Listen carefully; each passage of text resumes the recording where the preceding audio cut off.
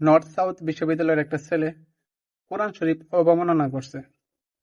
মানে এই বিষয়টা দেখার পর ভিতরে একটা অস্বস্তি কাজ করতেছে, কোনো কিছুতে শান্তি পাইতেছি না। হ্যাঁ, অনেকে এসে দাবি করে সে নাকি পাগল। আপনি চিন্তা করেন একবার, সে কোন লেভেলের পাগল।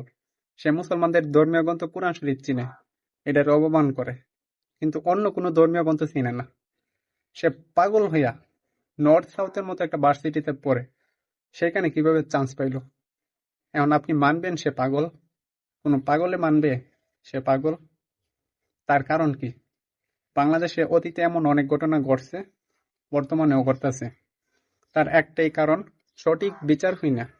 আপনি দেখেন, এই যে পুলাটা কামটা ঘটাইছে, সে কিন্তু কয়েকদিন পর মানবতার ফাঁক দিয়া ঠিকই বের হয়ে যাবে।